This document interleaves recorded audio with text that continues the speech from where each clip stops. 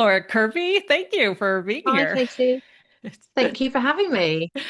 Well, first of all, right off the bat, congratulations on a delightful book. I really, really enjoyed it, and Oh, I good. have Thank a. you. It was so relatable. It's funny because one of the comments I get a lot with this podcast is that feeling of nodding along to so many experiences saying, I do that too. Oh my goodness, I do that Mm. too. And even though, I've been talking about this endlessly for going on 5 years now, I still had that lovely feeling reading your book of just like, oh yeah, right, I do that Well, too. So, that's brilliant because that's really what I wanted to achieve, actually. I wanted to achieve something that was just really relatable that other women would read it and go, "Oh my God, it's not just me. Like, I'm not weird. I'm not like there's nothing wrong with me. Other people do that too." So I'm really glad you said that because that's exactly what I wanted to achieve. oh, absolutely. And having all the different voices from all the different women, I think really contributed to that, that feeling of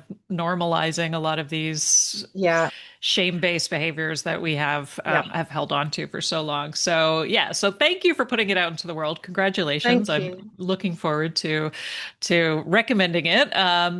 So okay, well, let's start with your diagnosis. Now, you mentioned you were 46 when you were diagnosed. How Yeah. long ago was that? And kind of what was happening? Your son was diagnosed first, correct?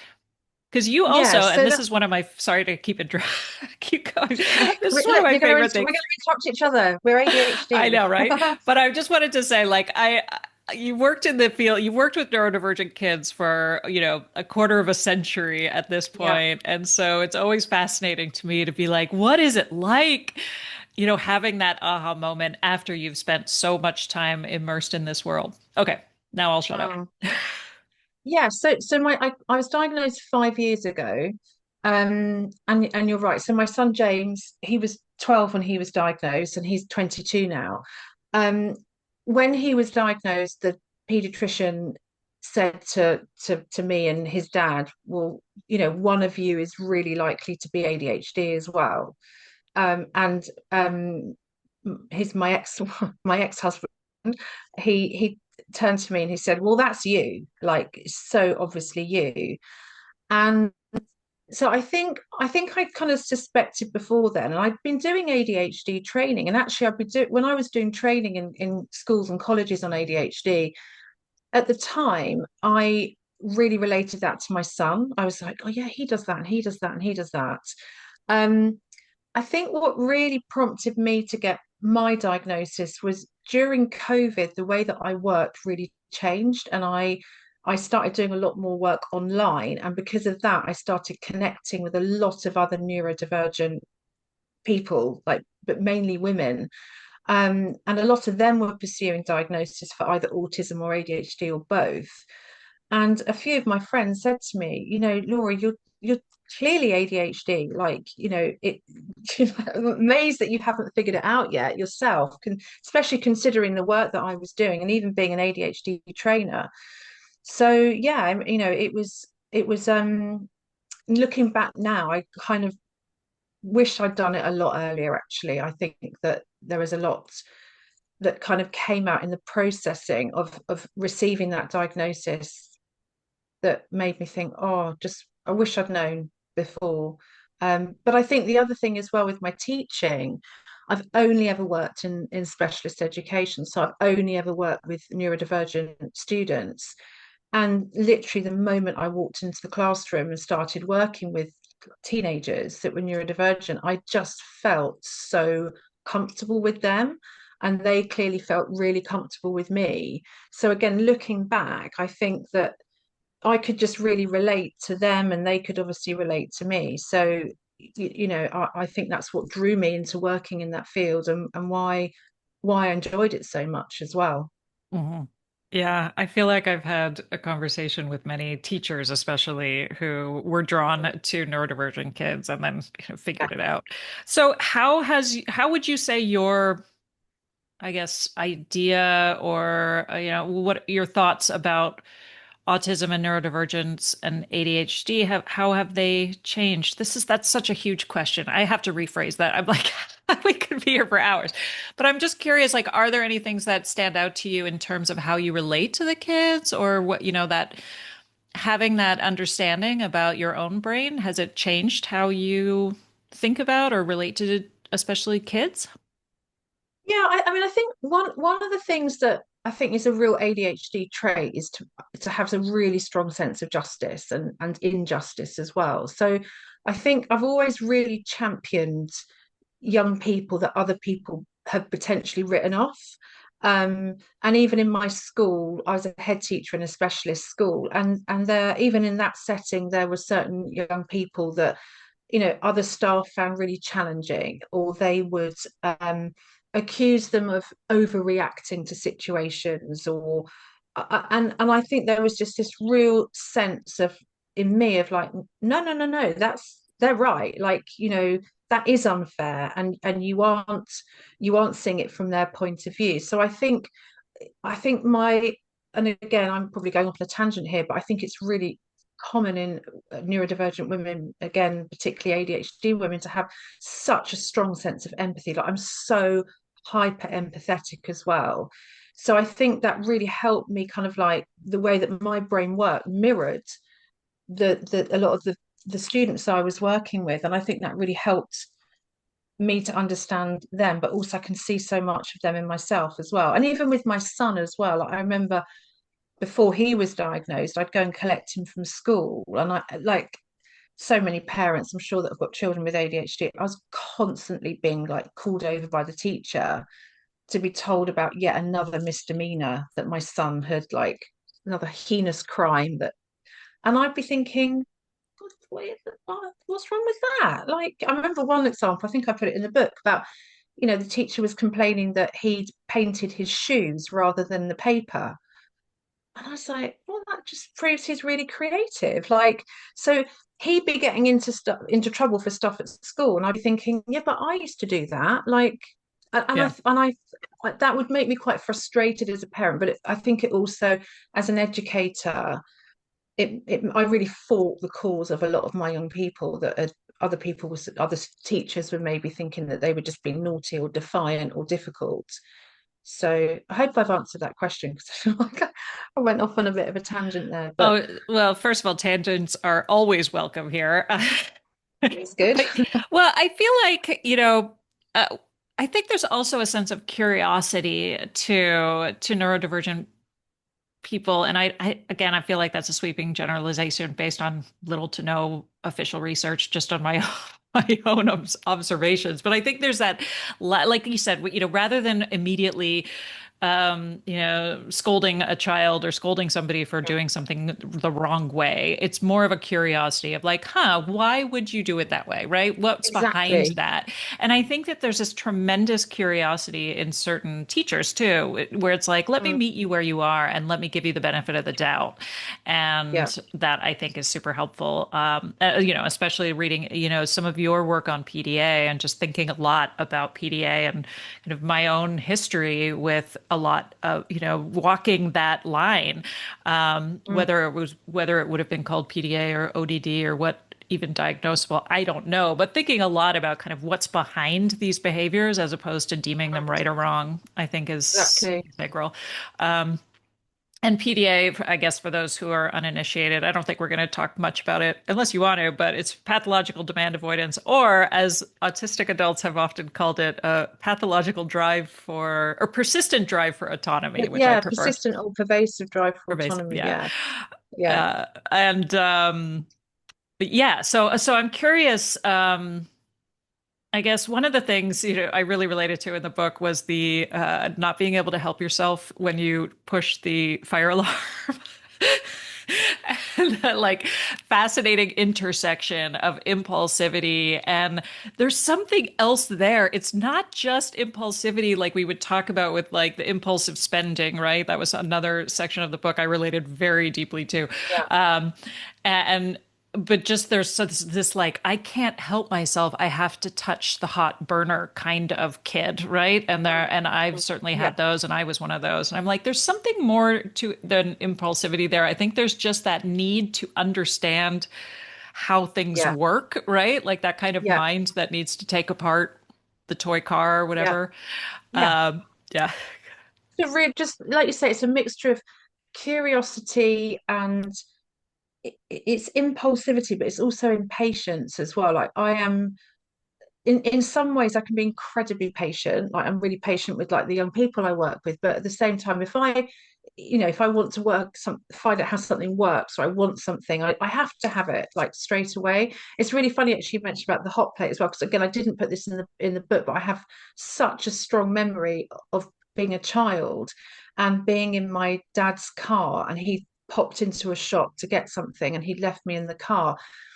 And the car had a cigarette lighter in it, which seems crazy now that cars had cigarette lighters in it. And it was one of those ones that you push the button, like the round ones, and it came out glowing orange hot. And I thought, oh, I wonder what will happen if I press it. And I can still remember the sensation of my thumb like hissing as it burned, but then not wanting to tell my dad because I knew he'd be like, oh, what the bloody hell did you do that for? So when we drove home, I had the window open a crack and I had my thumb out the whole time so that the cold air would like cool my finger down or my thumb down. But yeah, just like, I mean, I knew it was going to hurt. Like I knew it was going to really burn, but I just still had to test it myself to check that that was true. Yeah. Yeah. I wonder if, again, based on no research whatsoever, but like, I wonder if there's something there about just needing to make sense of the world. Yeah.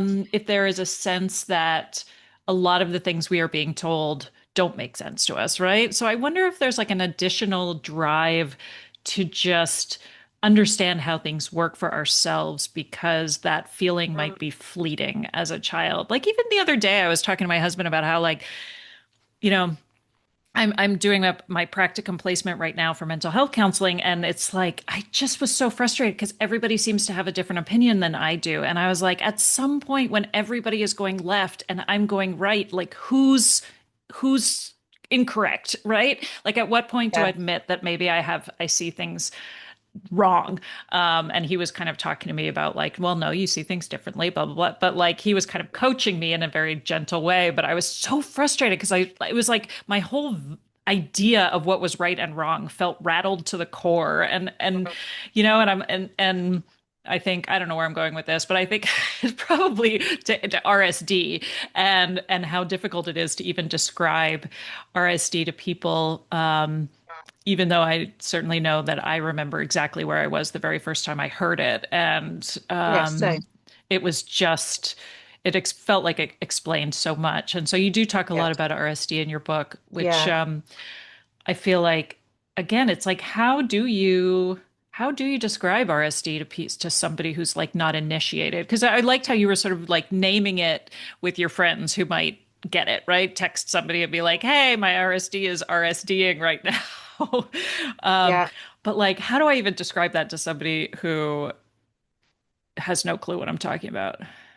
I don't know that you can. I Yeah. think it's like, I say in the book that I have I think for me, on reading about RSD, like was the biggest light bulb moment of my kind of like diagnosis. Like, and actually it's not even featured in our diagnostic kind of questionnaires or anything. So when I do ADHD assessments, and I always talk to the young person to try and sort of find out about how they react to potential triggers of RSD. So it's not even criticism, it can just be feedback. It can be your own brain telling you that you've done something wrong. I think it's a sense that you're constantly in trouble. It's a sense that you've constantly done something wrong, that you've upset people, that if your phone rings and it's a number you don't recognize, you think, well, that's going to be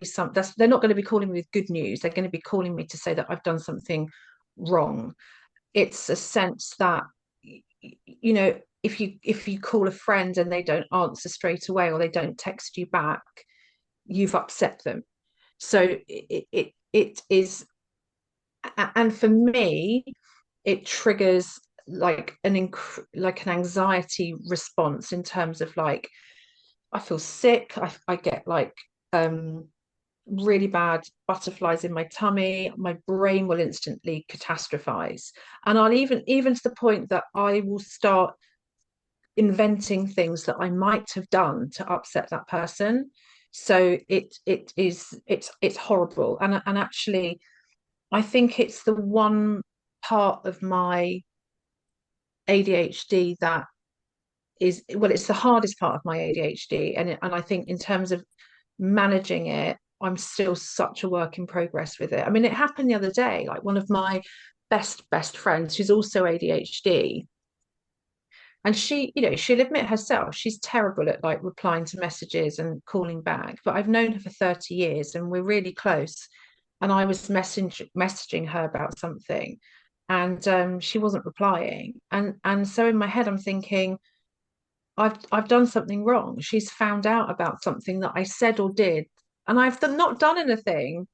But my it's like your brain's lying to you constantly, um, and it's just it's horrible. It's and it was actually picked up. So years ago, when I was training to be a head teacher, we do a course here called NPQH, which is National Professional Qualification for head teachers, well, headship. And I had a mentor who was really lovely. And they said to me, Laura, like I think there were 65 children in the school. And they said, Laura, you could have a meeting with all the parents in your school, and 64 parents would tell you that the school was amazing, you were doing a brilliant job, you were a fantastic head teacher, and one parent would could tell you that they weren't entirely happy, and you will fixate on that one teacher. You will disregard all the positive stuff that the 64 other people have said, and you'll just focus on the one thing. And he was absolutely right, completely right. Yeah. Um, Well, and then I think about imposter syndrome too, and it's so how linked, isn't that it? connects, right? That Yeah, that yeah, negativity bias, that sort of yeah. uncontrollable negativity bias that Yeah. um I'm assuming it's, I'm just trying to think about like what Rady and Hallowell talk about the DMN and the it's all jumbling in my head right now. I'm just trying to think of like what are the neurobiological reasons why we have such an intense negativity bias, and also, why, it's that I sort of feel like there's just more dopamine when we're focusing on what's Mm. not working than what's focusing on what is working, and it feels like it has to be like a very active choice to think positively and to because it's kind of boring, right? Yeah, but I also think it links back to when we're children, and there's the research in the book about how um children by the age of 12 have received 20,000 more negative comments than their neurotypical peers. And yeah, and think how many have we received by the time we're 18 or 20 or 30, whatever. And going back to sort of education, in school, you're told that, like a good student, the description of a good student is a student that is punctual and can focus and does their homework and hands it in on time and has their equipment and doesn't call out and stays at their desk. All of those things are just naturally really challenging when you have ADHD. And so even as a child, when you're trying to be good, you end up masking, because if you can't be your authentic self, which means that you are going to call out when you know the answer, and you are going to get up and wander around the room. Because I mean, I can't even stand still when I clean my teeth. I have to walk about, pace about all the time. But you're being told off for doing those things. So it's like you're as a child, it's kind of been drummed into you that being your natural authentic self means that you're not a good child. So you grow up thinking that you're not good enough, just being your authentic self. um so as an adult, we I think we've got these real preconceived ideas that we've been, you know brainwashed into believing are true. um and you're right, imposter syndrome and RSD are so interlinked. So going back to, when I was a head teacher, particularly on this course I was doing, I I just felt like the whole time I don't belong on this course. Like I don't belong with these other adults that are meant to be here. Like these are all like head. I mean, I was an assistant head teacher at the time, and this course was full of other assistant heads and head teachers. And I just thought, yeah, they should be here. They've got all their, they look the part. They know what they're doing. They know all the answers. And so I would go into every single kind of like meeting I had with these other people feeling really, really anxious, feeling like I shouldn't be there, feeling like I was going to get found out, kicked off the course, and that I wasn't good enough. And I wrote in the book about when I had to phone up and find out whether I'd passed. And I sort of shouted, "Oh my God," like down the phone. And the woman was like, "You sound really surprised." And I was like, "Well, I am." Like I didn't think I was going to pass. And I was more than good enough. Like I can see now looking back, I totally deserved to be there. Um, but it's horrible going into work every single day thinking you're going to get caught out. Someone's literally going to march into my school and go, get out. You shouldn't be here. You shouldn't be doing this job. So then you mask more because you're trying to cover up what you think are your inadequacies, but they're not. It's just you just can't be authentic in some of these settings. Yeah, So it just snowballs. It just becomes a more and more kind of like intertwined. right. Well, and I also think, like, as you were speaking, I was thinking about the fact that I've been talking about and reading about this topic for 5 years now. And I really struggle with this idea of being an expert because I feel like oftentimes the more I learn, the less I understand. And I'm much more comfortable being the journalist, the question asker, because I feel like I still have so many questions. And I'm so envious of people who talk about themselves like they are experts because I'm like, I don't know. I feel like there is nobody knows what they're talking about really, right? Like I'm like, there are so many times where I feel like the curtain gets pulled back and there's just 10 more questions that I have about what we're even talking about when it comes to our brains and behaviors and all of that. And so I'm often like, what? I don't even know what to call that because it doesn't necessarily feel like imposter syndrome, but it's almost like this, like there's this, like, it's like when you see the big picture a lot of the time with neurodivergence, when you are connecting a lot of dots and having a really difficult time. Like I feel like I've talked about this on the podcast too with other guests, like how difficult it can be to have opinions in general, right? Especially about politics or, current events or when I was the editor of my university newspaper, the hardest thing I ever had to do every week was to write an op-ed column because I could not take a stand on anything. I was constantly my own devil's advocate, and I loved being a devil's advocate, but also like had a really hard time ever feeling like I had arrived anywhere in terms of expertise. And I'm sort of like, I wonder what that's about. If it is imposter syndrome or if there's something there about just it's like the galaxy, right? It's just like the more you see, the more it Yeah, it's expands. never ending. I totally agree. And I really feel like that. I feel like that about, well, first of all, like with the ADHD book, I don't know whether it's imposter syndrome, like what gave me the right to write this book on ADHD? Because I don't consider myself to be an expert on ADHD. I'm an expert. I'm not even an expert in myself yet. So I can't be an expert in ADHD. But I think you're right. I think with ADHD and with PDA that I write about, I don't see any of it as being conclusive.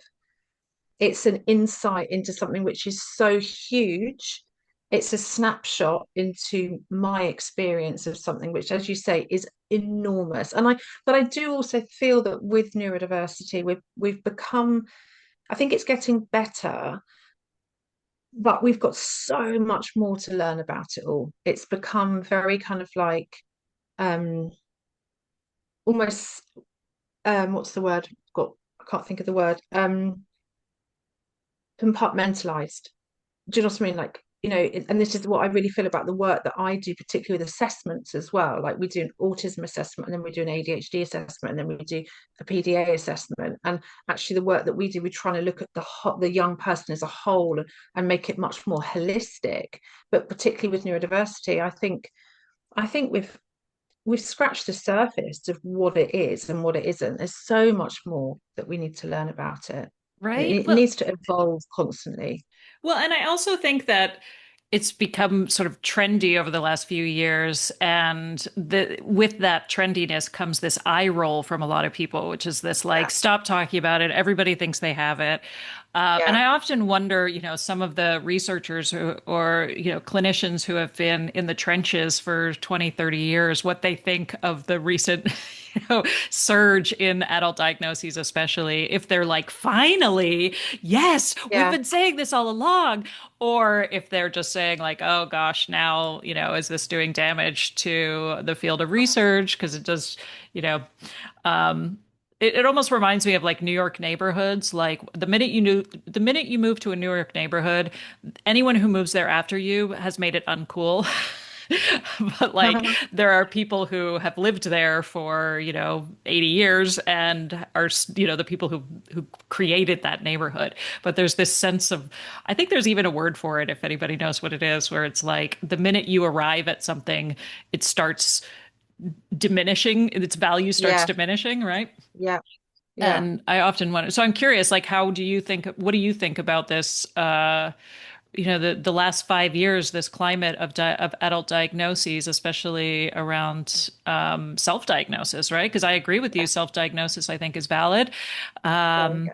but I also feel like it comes with a big kind of clinical eye roll a lot of the time. Yeah, it does. Yeah, and I mean, I describe it in the book as a tsunami, like Mm. that. I think particularly with women, and I also talk about in the book about how I had like imposter syndrome about my diagnosis as well, because I Yes. expected people to have exactly the reaction that you described, the eye roll of like, oh yeah, another one, because I had that with my son.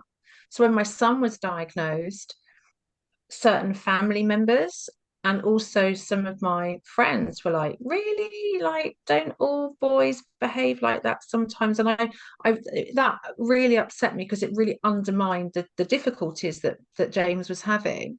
So yeah, for myself as well, I didn't tell everyone straight away. I didn't do like a big sort of fanfare announcement, and I was quite cautious about who I told. I think I don't know really of the I'm not saying it doesn't happen, but I don't know why anybody would pursue a diagnosis unless they thought that they were neurodivergent. I just don't, I think if you, why would you do that? Like it's not a badge of honor. It's not, I don't think it is even trendy. It's just it's who you are. And I think in terms of sort of research and kind of the clinical aspect of it, I think we have focused on a very narrow description of how ADHD and autism present.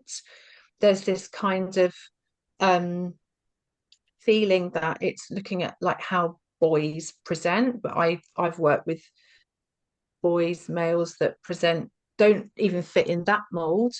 Um, and I think also, I think it's look, it's the description is too narrow. So for example, the fact that RSD is not looked into as part of the diagnostic kind of assessment process, obviously you can experience a level of RSD and not be neurodivergent, but the fact that it's estimated that 98, 99% of people with ADHD experience it, but it's not included in the diagnostics sort of tests and questionnaires and everything. That's just one example. So I think the way that we assess needs to be really broadened. And it's also why I think so many girls are being missed as well. Because even people that pick up on ADHD. So, for example, going back to teachers, a lot of the families that I work with will contact me and say, "Oh, my child's teacher, usually their son, my son's teacher has suggested that I contact you to, explore potential diagnosis." And a lot of the time, the way that girls present with ADHD, because teachers don't understand that it can present very differently, they're not picking up on it. So I personally obviously think it's brilliant that women are now able to get a diagnosis. For the most important reason is about understanding yourself, Mhm. and understanding, like we were saying right at the beginning, that you're not weird, that you're not there's nothing wrong with you. You just have a brain that works differently. Yeah. That it was so well said. Thank you. I really appreciate it because it is something I have a difficult time articulating. And I think it comes back to that level of curiosity that we were talking about earlier, which was, I've had so many parents come to me. I don't assess or diagnose, but I was like, I have parents who come to me who say, my daughter thinks she has ADHD. I don't think she does. She does great in school. She's very social. I don't know what she's talking about. I think she's just getting ideas from TikTok. And I'm like, I don't hear any curiosity in your voice. You've come to me with already all these reasons why you don't think she meets your idea of what ADHD looks like. Did you ask her why she thinks she has ADHD? Yeah, That's the yeah, first question. What are you relating to? yeah, And is she getting good grades, but at what cost? That's the other question. Is she exhausted at the end of the day? And all of the like starting to have those conversations about like, why do you, like you said, you know, um, why is it that you feel a diagnosis would help, right? What is it you're relating to that is like, what are these struggles that so many times as women, we don't even realize we're entitled to call it a struggle because it's been so normalized in terms of our experience as women, as mothers, as girls. Like a lot of the times, like I remember when I was first diagnosed, there was just that kind of rolling grief of like, I didn't even realize how much I was struggling until I was able, like, gave myself permission to say, yes, I was struggling. I just yeah, thought everybody was good at this. And I just thought that like this was a problem that everybody encountered. Everybody else just knew how to solve it, and I didn't, right? And that it was like, no, no, actually, this is something completely different. Yeah, I don't know where I was going with that, but yeah, I think it's again that curiosity of like, why are they researching it? Why do they feel so strongly about this instead of just dismissing it all the time? yeah, yeah, Now, yeah. in terms of broadening the assessments, what do you think that would even look like?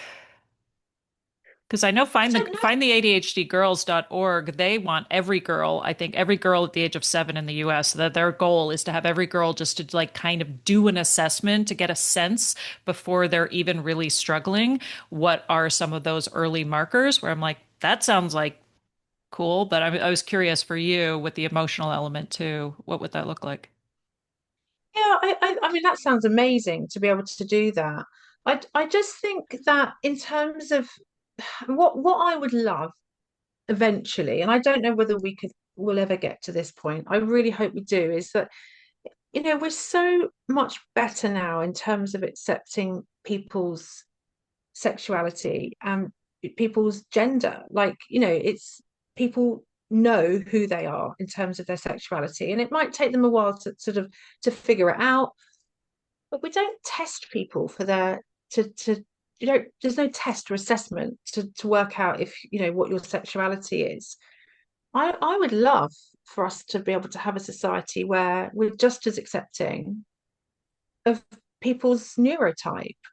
If you think you're neurodivergent, and actually, I actually prefer to tell people that I'm neurodivergent rather than saying I'm ADHD and autistic. So, you know, I always think in terms of my neurotype, I definitely have really strong autistic traits, as well as and I don't have an autism diagnosis, but I really identify as, and it's really interesting that when I got my ADHD diagnosis, it kind of like it was like it peeled off certain layers. And then because I could be more authentic in terms of my ADHD, like it was like my autism kind of like rose to the surface, if that makes sense. And I definitely have a much stronger ADHD profile, if you like, than an autism profile. For me, I don't. I don't want to have to say, well, I'm diagnosed ADHD, but I do also have autistic traits, and I don't actually believe that even, I should just say I'm autistic as well, because I saw a brilliant post yesterday actually that you can't be a little bit pregnant. You're either pregnant or you're not. So if you're autistic, you're autistic. So for me, I just want to be able to say to people, I'm neurodivergent. I shouldn't have to explain what my neurotype is made up of. So in terms of like broadening, I think the only way we can do that is to stop the compartmentalization, like the silo effect of, like, in the UK, you have to, as an adult, you have most places you have an ADHD assessment, and then you have an autism assessment, or the other way around. Like they're very separate, and they shouldn't be. We should be looking in assessment terms at a much broader picture, and then looking at all the other things that come into that as well. Like, you could also be OCD, or you could have Tourette's, and all these things. We need to be like looking at a much broader picture of the person. And then I think the other thing that needs to happen in terms of assessment is that, here you get your diagnosis, and that's it. Like, you get your diagnosis, and there's very little kind of like um really personalized kind of support that is then put in place. So what I think would be great is if, if there was a way of like assessing girls at 7, which sounds incredible. It shouldn't end there. It shouldn't be like, okay, these are the girls that have got ADHD and these are the girls that haven't. It should be like, these girls have had ADHD, and we've recognized that this girl really struggles with her self-esteem and feelings of like not being good enough, and then that should then trigger additional support for that, so she doesn't carry on down that road and then becomes an adult that still has low self-esteem, and then will definitely develop like that imposter syndrome and that RSD, which can be so, it can be so debilitating, and it can impact on so many areas of your life as well. Mhm.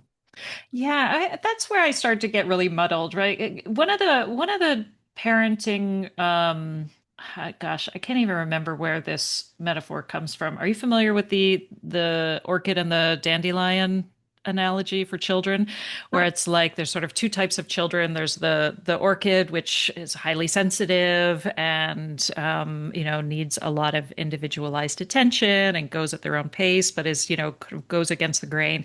And then there's the dandelion child who you can plop anywhere and they're fine and they're resilient. You hand them to anybody, they're fine.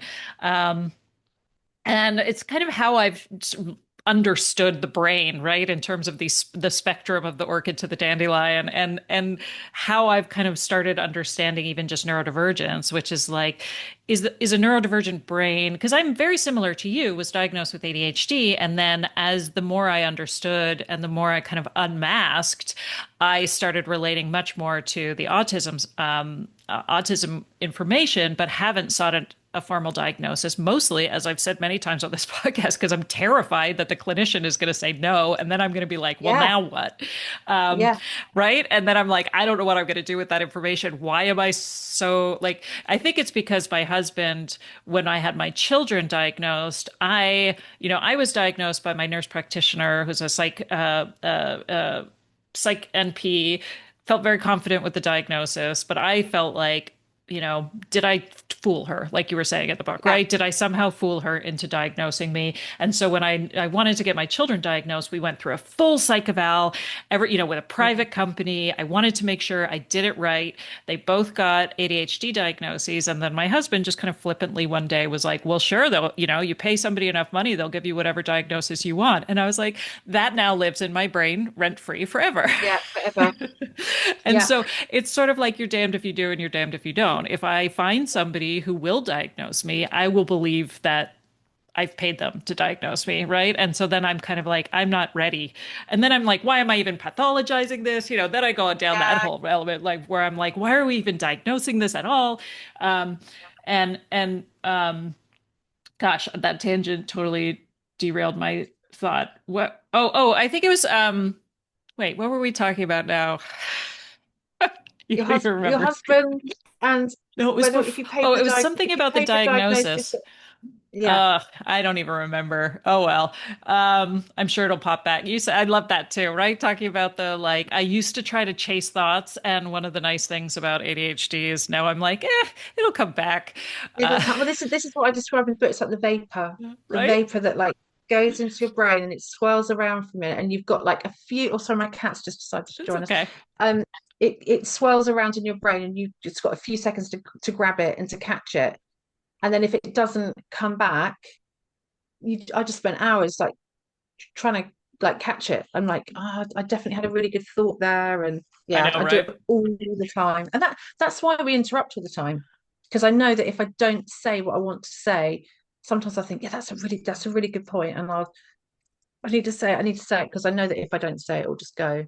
So Absolutely. I know. Well, when I first started the podcast, I would just write things down, like I type them so as not to interrupt. And oftentimes I'll go back and look at that and be like, I have no idea what that was in reference ah, to that I just typed out. Um, but yeah, what the other thing I loved in your book was when you referred to your brain as like the washing machine head, which I related to, and yeah. immediately thought of all the lost socks that that come Oh my out of God, that. my washing, the washing is a disaster in this house. Yeah, there are so many. I have a basket upstairs which is full of odd socks and just random things that need repairing and or just Right? need chucking out. But I there's know. so many odd socks. I don't understand what happens to them all. Me So my neither. husband's always moaning about me for losing the socks. Yeah, so another thing, let's see. Now I'm like trying to think of what the thought was because I felt like I was in the middle of something really good and oh well. You've got the vape still.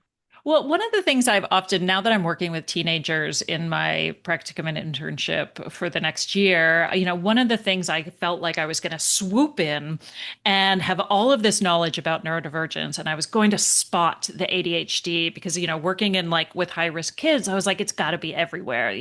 We're talking about self-harm and eating disorders, and I'm like, Mm, there has got to be undiagnosed neurodivergence everywhere. And one of the things it's been a rude awakening, I think, for a lot of reasons. I think just working with non-neurodivergent affirming therapists has been really difficult, and even sort of naming what that is and isn't, and what kind of techniques are working and aren't working has been really interesting to parse. But I'm finding a lot of the kids who are diagnosed with ADHD already, because a lot of them are mm, have like they talk about it like it's this terrible thing that they have and like they've caught this illness and it's sort of this reason why they can't do anything and they're very mm. kind of flip about it and dismissive and I sense I don't know I just sense this already in such a young person this sense of hopelessness. I wish it was talked, I wish for their sake that we took a much more strengths-based approach to Yeah, working with ADHD. And I think that's what yeah. the point I was trying to get to earlier with like parsing between the dandelion and the orchid and like how, if we lived in a perfect society where our brains were able to flourish and we were able to kind of name the supports that we needed, would we Mm. even have ADHD? I mean, certainly we wouldn't be pathologized with any kind of disorder, but like that's where it gets muddled for me, where I'm like, would we even have ADHD? Would we just be autistic? Would we just be neurodivergent? I don't know. But one thing that really bothers me with these kids is how often I hear them talking about their own ADHD in such kind of deflated, like, Mm. oh, I'm just such a fuck up. Like even I thought maybe if they knew earlier, things would be better, and it doesn't feel like it is. I guess it depends. Well, first of all, I guess the assessments are quite deficit based. So if they've Mhm. been part of the assessment, they're going to be answering questions probably about all the things that they find really challenging. So the assessment can be quite a negative process if you'll just constantly be asked to report on the things that you struggle with.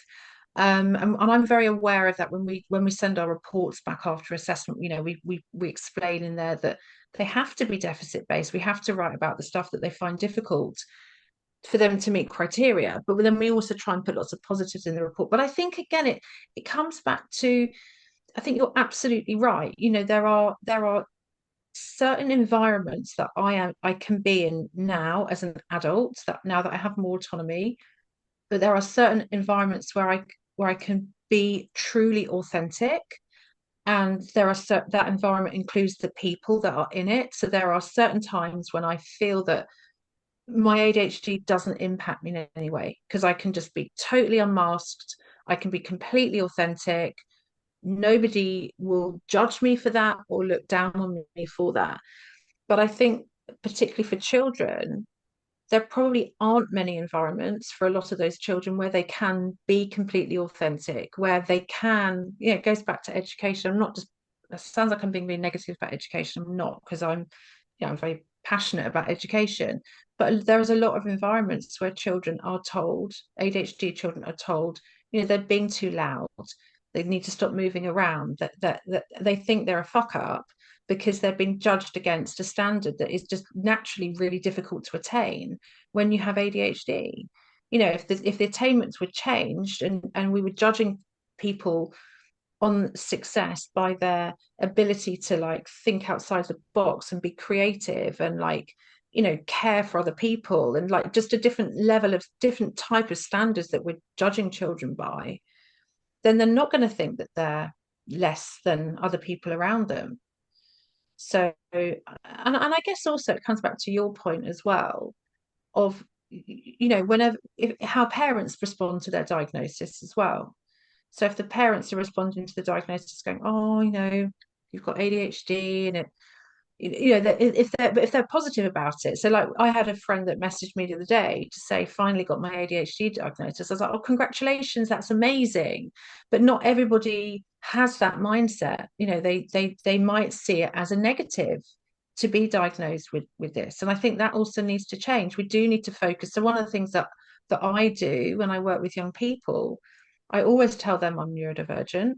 And I also try and find people that they will respect and respond really positively to, who are also neurodivergent, for them to be able to see that it can be a really positive thing. I always say that I've achieved so many really positive things in my life because of my ADHD, not despite it. So it's a mindset, isn't it? I guess it's there's lots of facets to that. It's not simple, but yeah, I don't want any child or adult ever to feel that receiving a diagnosis is negative. I think it has to be seen as a positive, but then it's what you do after that diagnosis as well, which is so important. Mhm. Right? Yeah. Well, and I feel for overwhelmed and overworked teachers as well, right? Because I feel like So do I, yeah. right? I mean, I feel like individual attention is often so integral to understanding neurodivergent support, and that's just Mm. impossible for large swaths of, especially younger, in younger classrooms. And I don't know how they deal with that, but I just that idea, like you said, of if a child is being this assumption that a child is being disruptive out of some kind of malice, or that Yeah, that's punishable behavior just feels to me so completely wrong. But again, yeah, I don't know what you're supposed to do in those moments when you have to yeah. make snap judgments really quickly as a teacher. I don't Mm. But it's bless it's them. like with I think with my son. I just thank them for their service.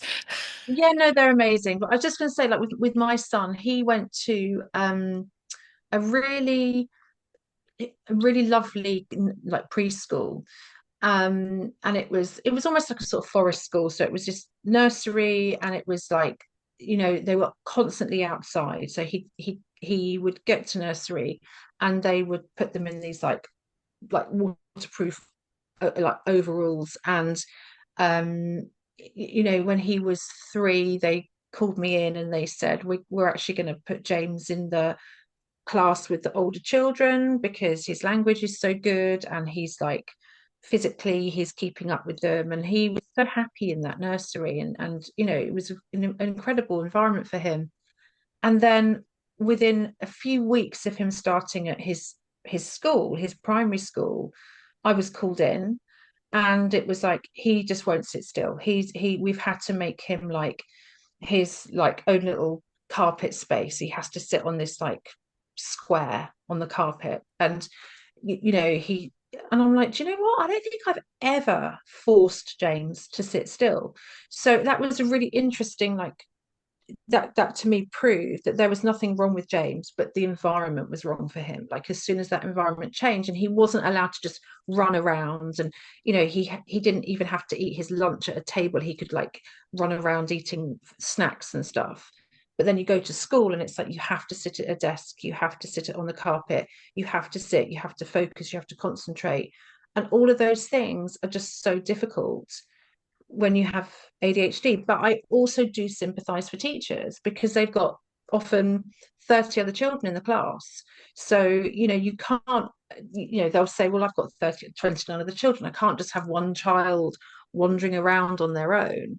Um, it's really Mhm. difficult for them. Yeah. One of the things quickly uh, in the book that I felt like it was a sentiment that was repeated by a lot of the women in your book was masking is exhausting. Um, and I think that's another thing that's kind of difficult to even explain to ourselves until we have the language of a diagnosis in adulthood, which is like, why am I exhausted all the time? Like, not really understanding, like, I don't feel like I'm running around that much. I don't feel like I'm doing that much. Like, I remember very early on after my diagnosis, my therapist telling me that it's that feeling of like you have, been walking around with a brick tied to your ankle your whole life and you didn't realize it. And I think there was some of that, definitely that feeling of like needing to catch up. But also I think it literally is just masking. It's just that holding it together in your little carpet spot all day long that leads to that unraveling, right? Of that, like, I just am so exhausted. Or, I've called it like with my kids at school, I call it white knuckling too, right? The way that they just fall apart emotionally the minute they come home. Um, Yeah. and it really is true. Like I'm just curious if your book is such a wonderful primer for somebody who has just been diagnosed. And there's some really great tips in there for just like how do you begin to start unmasking? Almost like what's the first thing? I'm trying to think of like what are the first things I did to really make that feeling of exhaustion less intense. Maybe it is, like I said, just naming it. But like, what Yeah, does I think it's unmasking feel like to you? I think well, first of all, I had to recognize when I was doing it, and then when I realized when I was doing it, I realized I was doing it so much. Like, professionally, I would pretend not pretend I was something that I wasn't, and then you're not only are you masking, but you've also got the imposter syndrome as well. So it's like a double whammy of like I've got to pretend to be this person because I'm not actually good enough to do it as me. So I think one of the things that's been really important to me is finding people that I can be really authentic with, and also advocating for myself better so I don't put myself in situations where I know I'm going to have to mask. So I didn't actually put this in the book because this happened not that long ago, just at the beginning of the year. I was speaking at a conference quite a long way from home. I had to stay in a hotel, and it was a conference for senior leaders in education, and they invited me to the dinner that night with all these teachers and educators. So of course ADHD, oh yeah, I'll go, you know, and then they sent me the menus and I chose my food, and then I spent hours deliberating about what to wear because I can't just pack. I have to like plan it all out. And I wasn't nervous about my talk. I was very happy doing the presentation. And then I went up to my room and I could just feel the anxiety start to creep up and up and up. But then the people pleasing kicks in. I'm like, well, no, I've told them I'm going to be there and I've chosen my food and I don't want to upset anybody. And then I went downstairs to go into this dinner, and I was literally met by a sea of people. And I stood there on my own. No one spoke to me. I stood there on my own for about 3 or 4 minutes. And then I just thought, I'm not doing it. I'm not going to do it. I'm not going to go in that room. I'll have to sit with people I don't know, and I will have to perform all night. I'll have to be the professional Laura. You know, I won't be able to just be me. I can't be authentic. I can't be kind of like, I can't be the sort of person that I would be if I was sat with my husband or my family or my friends where I can be Laura. And I just went and found somebody and I just said, I'm really sorry. I've changed my mind. I don't want to go in the room and have the dinner. And the other thing was is there was like a quiz and I was like, oh my God, it's just going to be awful. So I ended up eating on my own in a room in this hotel.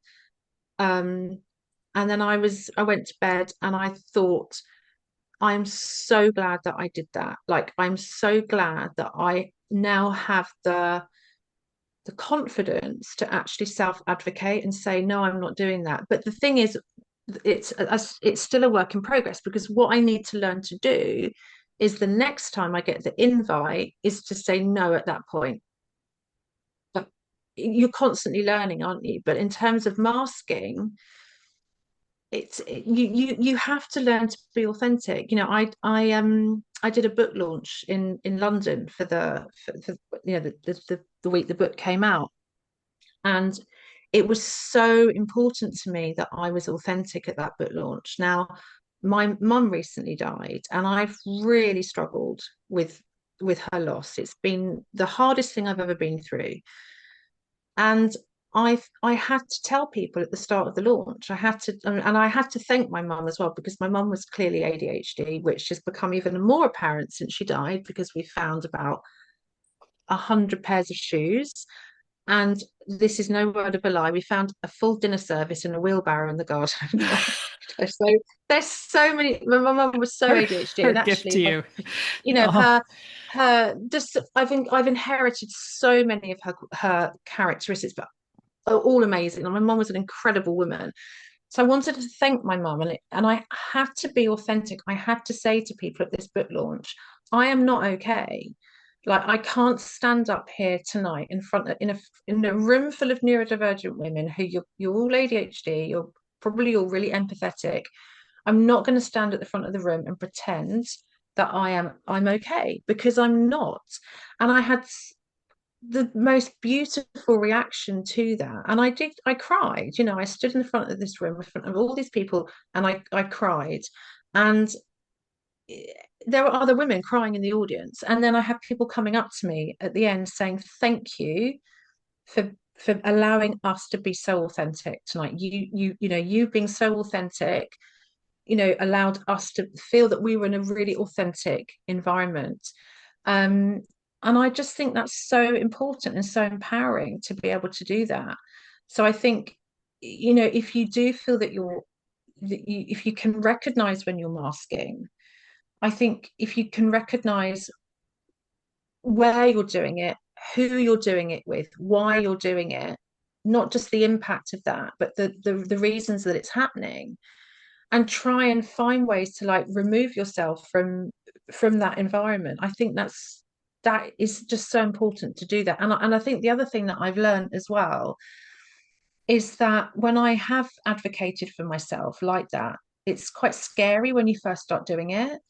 Um, but that people are usually far more respectful of that than if you mask and your behavior then has maybe a negative impact. Because, for example, if I'd stood at that book launch and not and masked my way through the night and pretended that I'm okay when I'm not, people would have picked up on that. People would have thought, yeah, why she, she's not being herself. Or, if I had gone to that dinner, for example, I think probably, if I'm really honest about how I would have coped in that situation socially, I probably would have had a few drinks. And then Mm. I would have beaten myself up afterwards, thinking, oh my God, like you probably acted a bit drunk, or that's not very professional. So every time I have advocated for myself and allowed myself to unmask, the impact of it 99% of the time has been really, really positive compared to like the longer term effect of masking and not being authentically me. Well, and even just thinking of you standing up there at the podium crying. You're right. It's such a beautiful, vulnerable moment. And I'm sorry for your loss, but I also feel like what a gift to your nervous system to be able to kind of be safe and in that Yeah, release around. And I think it's why being around other neurodivergent people feels so yeah, comfortable because it really yeah, is that it's that unmasking. But I think it's also, it's like we speak this language or something. I don't, again, hard to describe, but I think there is something that it really feels like we're somehow telling our nervous systems that we are safe and that, yeah, like thinking about just distress tolerance and that ability to really kind of say like, yeah, I'm going to cry in this moment. I'm going to be authentic. This is what I'm going to do. And that's fine. yeah, And what I often say to myself too, when I'm struggling with like that feeling of like, yeah, no, this is not happening, when I might have in the past pushed through is, yeah. now I tell myself, you're modeling boundaries. You're modeling. That's what I keep telling myself. Absolutely. Good Yeah. for you, modeling boundaries. Um, but yeah, yeah. Oh, that is again, thank you. It's a beautiful way of describing it, and I think the listeners of this podcast will be. I think it's a gift to them to hear your descriptions of it. And as I said earlier, your book is such a wonderful delight, and I'm so glad it's out there in the world. And I hope women who have just been diagnosed and are thinking, "Now what? Oh my goodness, I've got washing machine head." Uh, can sit down with it and have some of those just that validating grounding moments. It's just it's wonderful. And I think, if you needed a reason for why me, why did I write this book, I have at least can join the chorus of thank yous that Oh, thank you. That your means so distinct way that of putting it that out does there. mean a lot. Thank you. And I, it's it's quite scary putting a book out there, particularly when you have crippling RSD at times and imposter syndrome. And I'm like, oh, I'm gonna get the bad review. It's not everyone's gonna like it. But again, I'm focusing on the fact that if one person reads this book and it makes them feel better about themselves, then it's been 1,000,000% worth doing. So Mhm. yeah, thank you. Well said. Well, thank you for joining me, Laura. It's been a real pleasure. Thank you for having me. It's Okay, been so lovely just chatting to you. oh, just to recap. So we didn't talk about past. I apologize. I will talk. I hopefully will give people links to it, which is your day job at past is where is it? I wrote it down It's somewhere. What does past say? positive assessment, support and training. Yes. So I'll have a link to that website there and to your Instagram. Is there anywhere else that people can reach out and find you? I've got a very busy Facebook page. Okay, great.